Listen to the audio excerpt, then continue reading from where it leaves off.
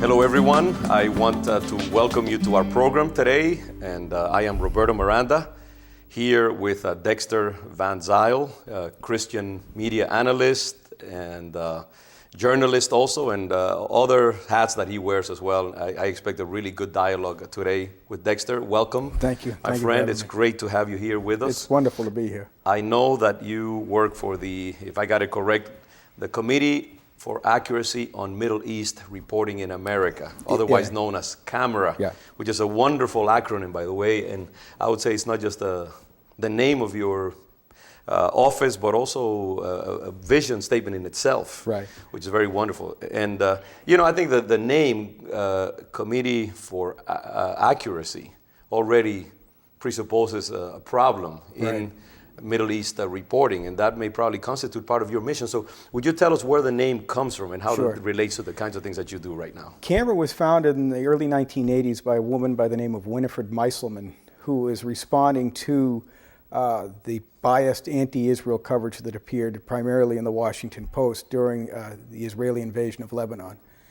And what happened was that the PLO had been using Lebanon as essentially a launching pad for rocket attacks and terror attacks against the Israelis for a long time.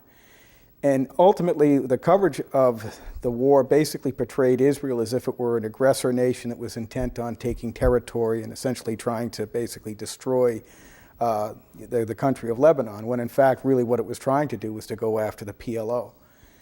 And one of the things that we have to understand is that for the Jewish community here in the United States, if you treat Israel unfairly, they take it personally because they understand that their reputation as human beings is many times put in the docket because of what Israel does in the Middle East.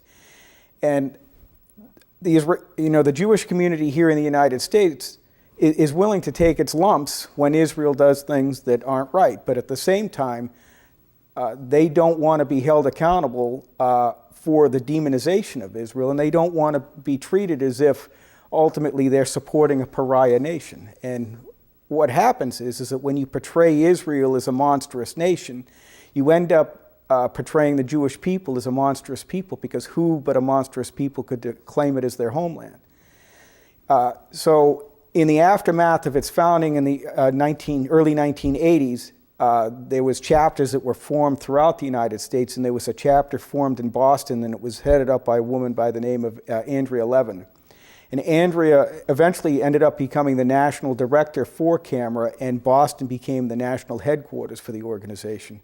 And what CAMERA does is that we look at the coverage of the Arab-Israeli conflict, and right now our mission is shifted in light of the Arab Spring and the mistreatment of Christians in the region.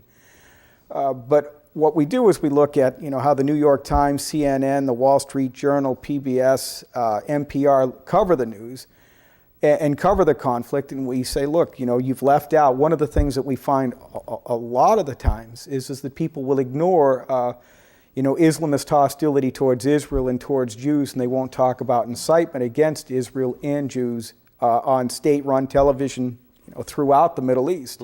This has been a long-running complaint of ours.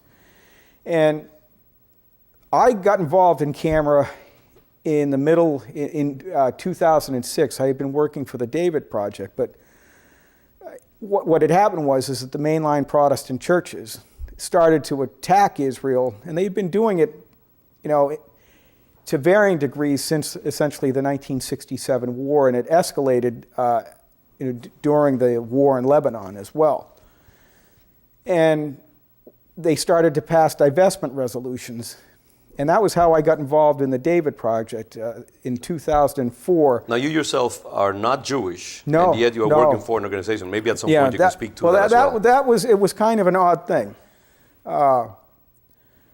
I had grown up a member of the United Church of Christ. I was a lifelong member of the church. It was one of these old wooden congregational churches in Dedham, Massachusetts.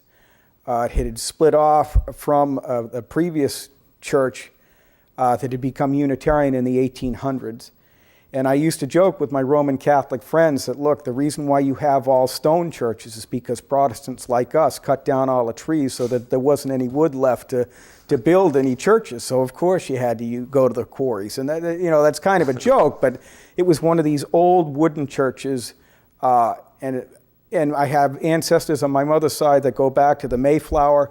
So, I was very committed to this church, and at a certain point, I started to realize that the church was unwilling to talk about some issues of great importance, in particular Sudan, and the Islamist violence against Christians in southern Sudan. And slavery, issues of slavery right. as well.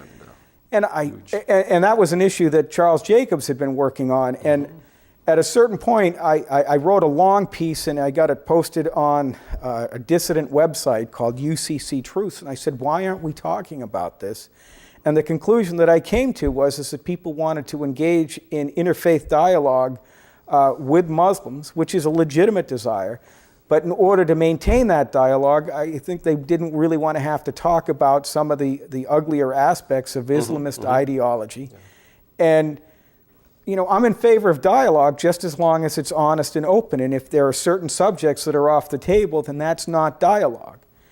And so I wrote a piece, and I started to become increasingly aware that while we were very reluctant to condemn Islamist violence when it was absolutely necessary to do so, we were always pointing the finger of accusation at Israel.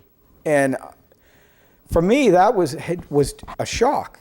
I was astounded. And once I started to pay attention to it, and this was a part of a bigger problem within the mainline community. And in 2004, the Presbyterian Church USA passed a resolution starting a campaign of phased selective divestment from companies that did business with Israel. And, if you want to divest from companies that,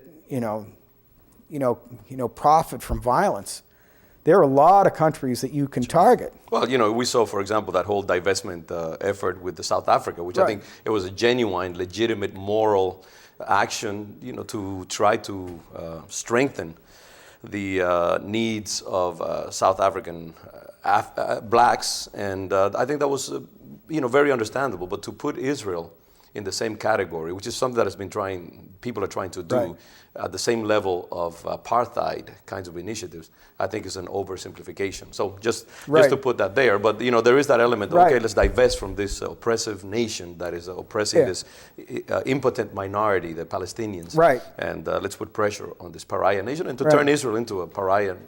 Totally. And one of the things that I have basically come to the conclusion, I have a confession to make, is that I didn't take Palestinian suffering as seriously as I should have. And that was one of the things that I have, I just came back from the Christ at the Checkpoint conference. Clearly the Palestinians are suffering.